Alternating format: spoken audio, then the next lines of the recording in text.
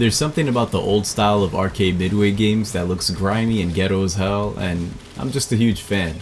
The sound effects range from raw to wacky without any regard for consistency, things are blowing up in an exaggerated gory fashion, and of course, a whole bunch of random shit is on your screen that never gets explained. Good luck! You'll need it! Now, I wasn't exactly a part of the arcade generation, so most of my Midway exposure comes from their offerings in the 2000s. Alright! Something that I didn't really appreciate as a kid is how well their 6th generation games retained the arcade spirit. The games did their best to be as pick up and play as possible, and there was a bunch of secrets thrown in for players to find, showing things like behind the scenes or weird modes like motor combat.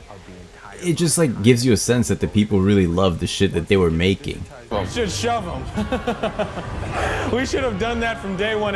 Somebody just push them real hard. We should all right, now the next animation, just stand there.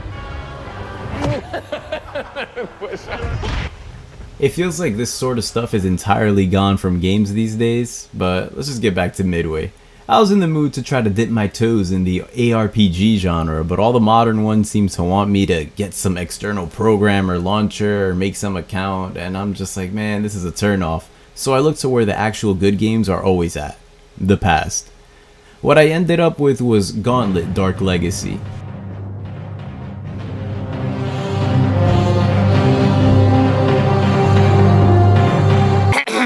All of my exposure to this game is strictly based off of the PS2 version, as that's the only version I ever played, and yeah, just keep that in mind.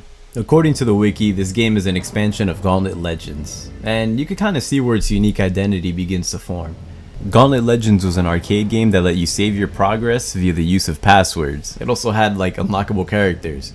For an arcade, that is really nutty because usually these are not played by the same players consecutively, so they are mostly score attacks or quick romps with rapidly rising difficulty. Generally the games would reset all progress and only save something like a high score to invite new players in. It's a big part of business. So Gauntlet Dark Legacy being an expansion of this arcade game with a save feature and unlockable characters, it just fits right at home with the rest of your console games. One of the readily available advantages of this over the rest of your other console games is also rooted in those arcade origins with how quick and easy it is to pick up and play. No long intros, just a quick character select and bam, you're in. Go pick a level, buddy. Just going off of what the game tells us, the story is that this sorcerer dude Garm has raised this demon Scorn and now he's spawning baddies all over the place and we gotta go put a stop to all that. It shows us Scorn betraying Garm, but it never really tells you the reason why. That's all the plot that you could get in the game. Maybe you could probe a little more out of Somner in the hub world, but everything he says is spewed at random and it's possible to get repeating messages from him. Needless to say, there isn't a whole lot to get into, and that's fine. But if you look inside the game's manual, you get all this stuff, it's telling you that Garm is Somner's little brother and he released Scorn out of jealousy because he wanted to gain power. The fool released a demon without gathering all the runestones, so now the demon's out of control, wreaking havoc, and we need some brave champions to take him out. It seems that this game is best enjoyed with 4 players. There's a lot of team-up combo attacks and stuff like that, but no one wants to play fucking Gauntlet with me. I tried getting some people to come over from Craigslist to see if I could record some 4-player, but they ended up coming in ski masks instead, so, shit. Luckily the game is still fine and fun as hell by yourself, otherwise this video wouldn't really exist. Before getting in, we are greeted to a character select. Here's where our hero Haungi was born. He's a jester, say hi. There's 4 different colors to choose from and they give you a different costume. Do I look familiar? Every character controls the same. The differences are in their attacks and how far they can stretch their stats. For example, here I'm using the Jester. My regular attack is ranged and my movement speed is pretty high. My attacks, however, don't do much damage, and if I get cornered, I'm stuck doing some awkward melee attacks that tend to miss while I'm taking a bunch of damage. And then you can see how the problem would be vice versa for a different class, where they could get out of any melee situation or getting clustered, but then they'll just get picked off by archers and stuff like that. Movement in this game in general is pretty fast across all characters, and everyone is snappy, just the way I like it. There's a button for team-up attacks, and you could guard and do a little sprint that costs a little bit of this bar down here. The boost in movement speed almost looks negligible, but during claustrophobic scenarios and boss fights, it becomes super useful for getting out of situations where you would have otherwise taken a lot of damage. This little section right here in the HUD tells you everything you need to know. You got your name, your money, and when this bar fills up, you can use a turbo attack. These are attacks that make you all invincible, and it's like a good get off me move. If you let the bar fill up all the way till it turns pink, it gives you access to the level 2 turbo attack, which is the one that you really want to be spamming. These vary character to character, but our boy Hungy here can clear rooms before even entering them. This projectile demolishes everything and it's always a good time. You can hold up to 9 elemental potions as well, and these are useful for screen clearing and getting rid of death. We'll get back to death. Your moveset is simple, but the game keeps itself engaging because there's always something going on screen and you're always building towards something. The gameplay loop is where I think the game shines at its strongest. Or brightest. Fuck you. The hub is laid out like Crash Bandicoot, where progression into rooms that function as a level select is gated around a central area. To unlock more levels, you need to collect whatever given amount of colored crystals are needed to open the gate to the level select room. Thankfully, the crystals respawn, so you don't have to feel too bad about missing a few while you play through a level. Usually the most common crystal color would be the one needed for what the game would deem as the next set of levels that you should be playing, but you can unlock things out of order, which is pretty useful if you want to fight stronger enemies. When you actually enter the levels, the goal is simply to just get to the end.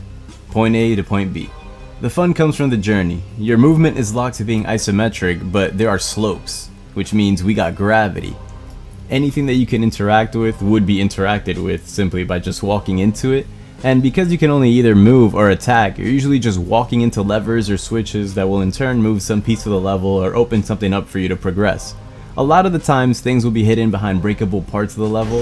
If it is ever anything important, there will be these nifty little notes that will guide you into the right direction.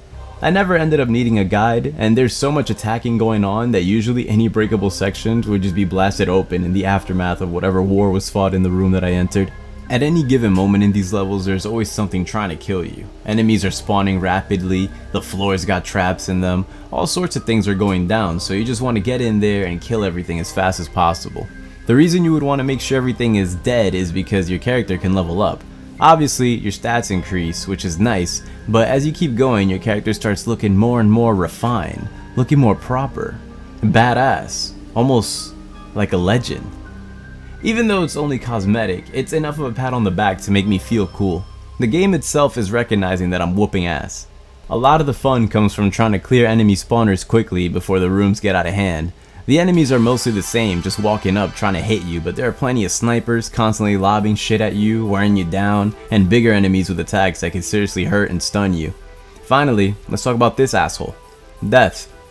Similar to real life, you don't want to see this guy if you don't know magic. This is an enemy that can only be defeated by that magic bottle stuff that I was talking about earlier. What these do is that they unleash an elemental attacks that clear things out for you. When death hits you, he actively drains XP and can de-level your character. You will have to earn that back, so always keep at least one magic bottle on your person at all times. In the chaos of this back and forth between your attacks and enemies, you always gotta make sure you're cutting a clear path through the level. There's always something going on, and I like how despite being simple, I was just kept engaged because every half second is some new shit trying to fuck me. You will also have to do a little bit of resource management. Progression and rewards inside all levels are often locked behind a door or a chest. To get through these, you need a key. The maximum that you can hold is 9, and you generally want to keep as many on you as possible so that you can get the most out of each visit to whatever level you're doing. Every level at least makes sure to leave enough keys around to get you to the exit, so you don't have to worry about getting locked out of leaving any level, no soft lock shenanigans here. You always want to keep keys on you to open chests for more health and gold, and finding the rune stones. What you gotta keep in mind though is that there are plenty of devious traps set about to force you to waste keys. All keys get used the moment that your character model touches anything that accepts a key. If you're playing too mindless and not keeping a mental note of your surroundings, you may find yourself opening unnecessary doors and wasting keys. A lot of the levels love to pull this trick to make sure you're paying attention, which is a pretty clever trap. Fair game. Now, what isn't fair game, and is just all, mean as fuck, is that some chests will have junk in them. Junk is worth 10 gold and is useless. Basically, the chest catfishes you into wasting a key. Chests can also have bombs in them. Explosions destroy items, which is bad for us because items function as power-ups and they let us do cool things. Usually they either edit or buff your attack, but we could get cool things like x-ray goggles to see what's in chests before wasting keys, or sometimes you could turn into this chicken. This is apparently a cameo. I don't know anything about the game it's from, so I'm just gonna tell you it's a cameo. Red barrels will often be placed around items or chests to punish players for mindlessly spamming. Point is, explosions are bad news if you're not causing them on purpose. That's a good lesson for life too. Wow, I love video games. Even with those unfair traps, I do like this whole game that we have to play about holding as many keys as we can, because I did find myself keyless, and that's all my fault because I was just running around, spamming, just hitting whatever, and boom, I'm fucking broke. In this game, you can only heal through food items. Clearing a level won't net you any easy heals, so you gotta go get your health by getting food inside of a level and leaving while maintaining a profit on your HP. I'm a huge fan of this. Along with the exploding red barrels, we got some green exploding ones that put poison gas in the air. If the poison gas makes contact with the food, it turns into a hazardous item that harms you when you walk into it. Just another devious trick. Gold is especially valuable throughout the game because every 1000 gold you can raise any stat by 10. This is how you can make your character strong as hell real fast. This left me with a decision to make throughout my playthrough. The levels by themselves aren't all that hard, but playing them one after another is always putting a hole into your total amount of resources. You're running out of magic bottles, you're running out of keys, your health is also draining. There's always this decision to be made after every level on whether or not to upgrade stats permanently or refill on your constantly depleting resources. The pressure isn't always that high though, because a lot of this can be mitigated by replaying levels to net easy golden spots where you remember it being like abundant and all that shit. The catch is that you gotta finish the levels if you want to keep anything, which is also fair game. The locations you visit throughout the game are all fun in their own ways.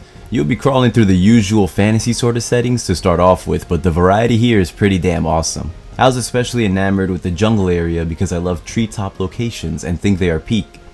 Despite movement being isometric at all times, you will find yourself going up great heights in levels like the Spire or going through an airship airport. There's a surprising amount of variety here, and it feels like a lot was done with each theme. A lot of the music is also dynamic and really helps sell me on the presentation of the levels. Like in this one, for example, we got this maze that's flipping around getting all trippy, and it has this majestic ass like transition when you cycle through. Then you have my absolute favorite level with like 3 different variations of guitar riffs and these hellish visuals. I wish this level on its own was a whole world theme. It also has the best hidden runestone. Usually when there's an elevator, it will be marked by 2 levers to indicate that it goes up and down.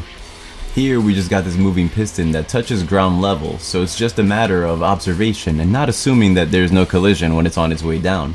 Made me feel like a real smart guy since this is the only time something like this happens in the game. Surprisingly, the weakest levels are the final ones.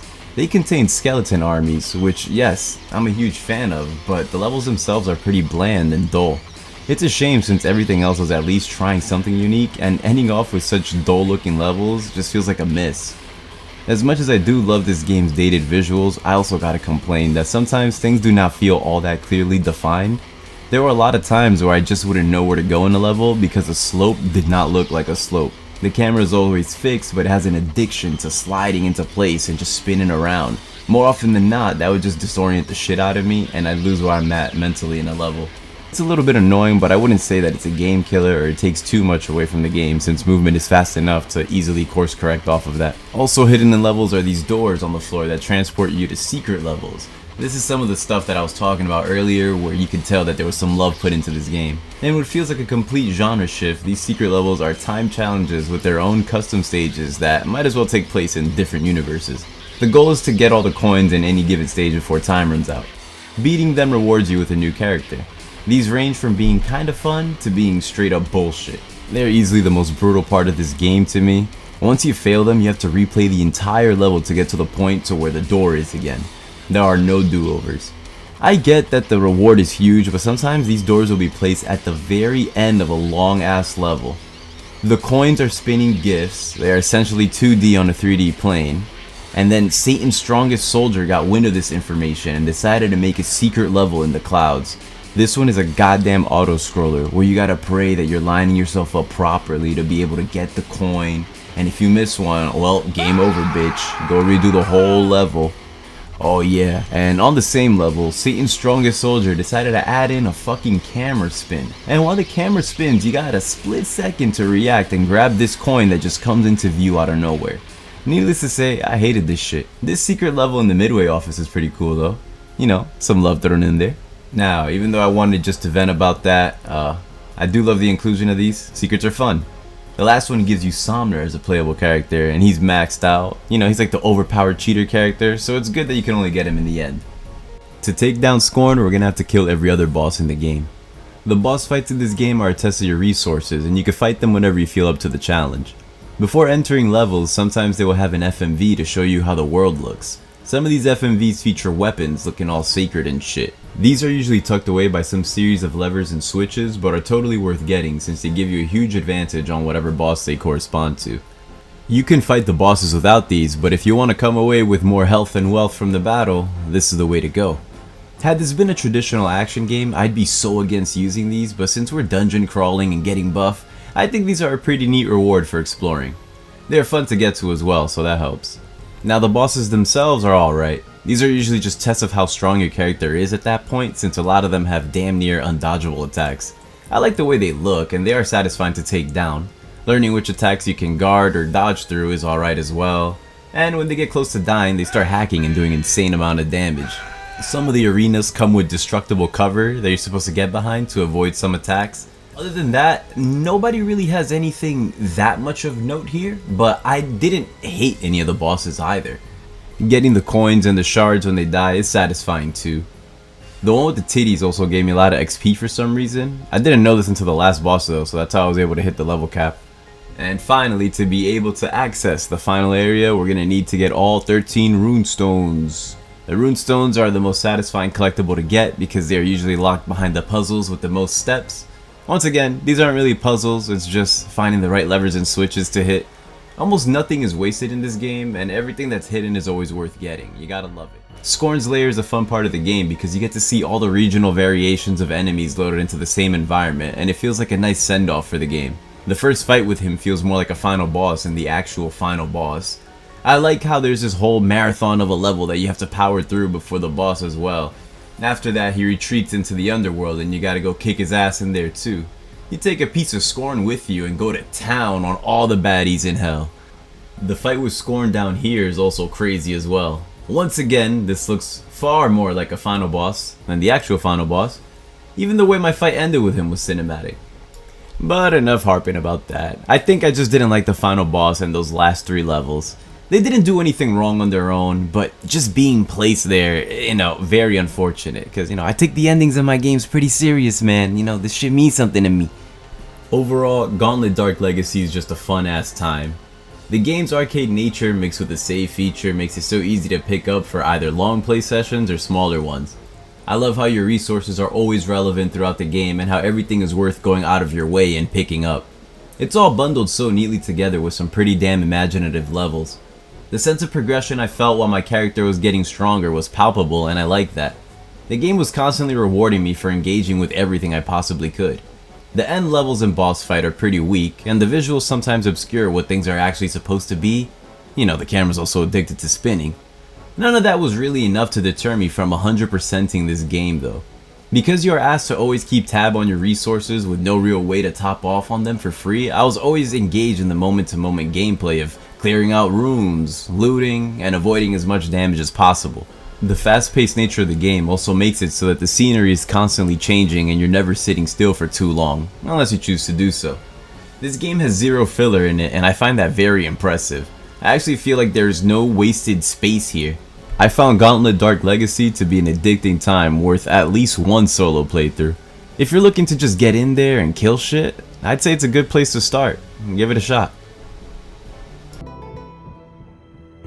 Better, better, better, better, better, better.